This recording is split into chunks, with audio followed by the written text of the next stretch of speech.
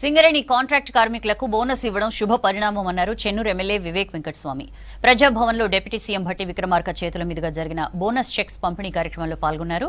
Singareni coal belt ఎమ్మెల్యేలు contract కార్మికుల జీతాల పెంపును సైతం పరిశీలించాలని కోరారు. అలాగే సింగరేణి రిటైర్డ్ కార్మికుల పెన్షన్ను పెంచాలన్నారు చెన్నూరు ఎమ్మెల్యే వివేక్ వెంకటస్వామి. వాళ్ళ వేజ్ పెంచడం because they are also the main contributors for productivity. So మీరు కావాలంటే ప్రొడక్టివిటీ లింక్డ్ వేజ్ ఇంక్రీజ్ పెట్టుకోండి, కానీ that is required.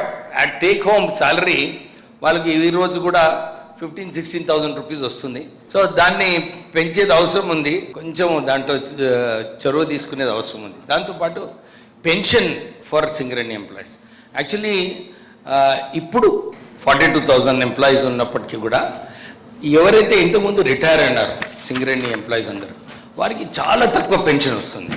So we need to increase that pension. ఈ 1 ర్యాంక్ 1 పెన్షన్ ఇవన్నీ కూడా ఏదైతే మీరు అంటున్నారో they are getting less than the state government pension. 4,000 rupees ఏదైతే కాంగ్రెస్ పార్టీ అనౌన్స్ చేసిందో దానికన్నా తక్కువ ఇస్తే కొద్దిగా కష్టం అవుతుంది ఎంప్లాయీస్కి. దాంతోపాటు రిటైర్డ్ ఎంప్లాయీస్కి they are not eligible for medical benefit. That benefit we have to give because they are not eligible for Rajiv Aarogyasri scheme. మీరు సింగరేణి కూడా మీరు చాలా తక్కువ డిసీజెస్లో ఒప్పుకుంటున్నారు, వారు నిజంగా ఇబ్బంది పడుతున్నారు. యాజ్ ద ఎమ్మెల్యేస్ చాలామంది మా దగ్గర అప్రోచ్ అవుతుంటారు, సార్ మాకు ఈ ఫెసిలిటీస్ కావాలి, మాకు రావట్లేదు అని చెప్పి. సో మీరు ఇన్ని సోషల్ వెల్ఫేర్ మెషర్స్ చేసినప్పుడు ఎంప్లాయీస్ని చూసుకునే బాధ్యత కూడా మన పైన ఉంది. కొద్దిగా ఎక్కువ నాట్ మెనీ ఇష్యూస్, సింపుల్ ఇష్యూస్లో ఉన్నాయి. దీంట్లో మీరు కొంచెం డిస్కస్ చేసి నెక్స్ట్ మీటింగ్ ఏదైతే మీరు మళ్ళొకసారి సింగరేణి మీటింగ్ పెడతారో దాంట్లో అనౌన్స్ చేస్తే బాగుంటుందని చెప్పి మళ్ళొకసారి సింగరేణి యాజమాన్యానికి, వర్కర్స్కి, staff and everybody once again congratulations. మళ్ళీ ఎక్కువ ప్రొడక్టివిటీ ఎంత ఈ ఇయర్ ఎంత 75 మిలియన్ టన్స్, ఎన్ని 72 అయినా 75 అనుకున్నాము.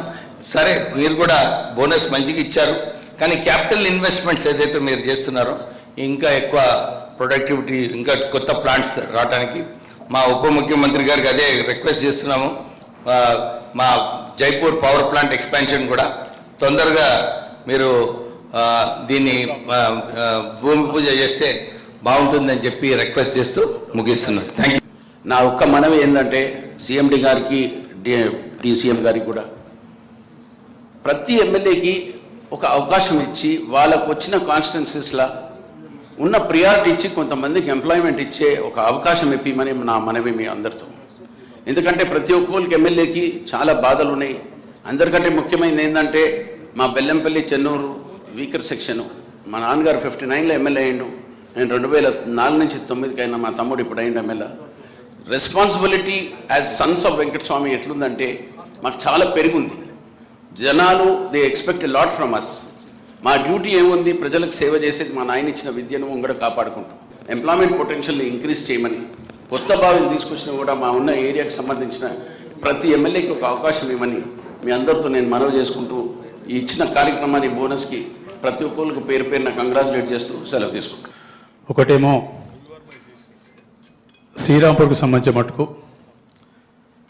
ఫారెస్ట్ వాళ్ళ నిర్లక్ష్యంతో, అది ఎప్పుడో ఫారెస్ట్ కన్జర్వేషన్ యాక్ట్ 1981 రాకముందు అక్వైర్ అయిపోయి 75-76లో బొగ్గాను స్టార్ట్ అయితే ఆ యాక్ట్ కిందకి రాదు, కానీ ఎక్కడో పేపర్లో తప్పదేముందని చెప్పి ఇప్పటివరకు ఇబ్బంది పెడుతున్నారు. దాంతో మొన్న ఒక RK6 మైన్ సీజ్ చేయడం జరిగింది.